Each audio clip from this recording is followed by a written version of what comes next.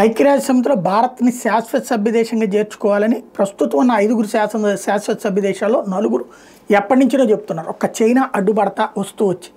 వాస్తవంగా దాని విస్తరణ విషయం ఐక్యరాజ్య సమితి కూడా ఎప్పటికప్పుడు పట్టించుకోకుండా ఆగిపోతుంది.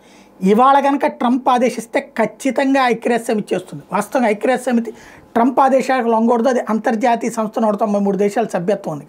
కానీ ట్రంప్ కొడుతున్న దెబ్బలు ఐక్యరాజ్య సమితిని విలవెల్లాడిస్తున్నాయి. ఐక్యరాజ్య సమితి అనుబంధంగా ఉన్నటువంటి ఏదైతే ఇంటర్నేషనల్ క్రిమినల్ కోర్టు మీద ఇప్పుడు ఆంక్షలు విధించాడు. మొన్ననే ఐక్యరాజ్య సమితికి అనుబంధంగా ఉన్నటువంటి పర్యావరణ విభాగం మీద ఆంక్షలు విధించాడు. ఇకపైన ఫండింగ్ ఇవ్వబోమని ప్రకటించాడు. అట్లాగే ఐక్యరాజ్య సమితి అనుబంధంగా ఉన్నటువంటి ప్రపంచ ఆరోగ్య సంస్థతో తెగతెంపులు చేసుకున్నాడు. ఐక్యరాజ్య సమితి అనుబంధ విభాగాలు వేల లక్షల కోట్ల రూపాయలు ఖర్చు పెడతా ఉంటాయి. వాటి డబ్బుల్లో సగానికి పైగా అమెరికానే స్పాన్సర్ చేస్తూ ఉంటుంది. ఇప్పుడు అధ్యక్షుడు ట్రంప్ వాటి మీద చర్యలు తీసుకునే నేపథ్యంలో ఐక్యరాజ్య సమితి ఉనికికి ప్రమాదం ఏర్పడే పరిస్థితి తాపురించింది.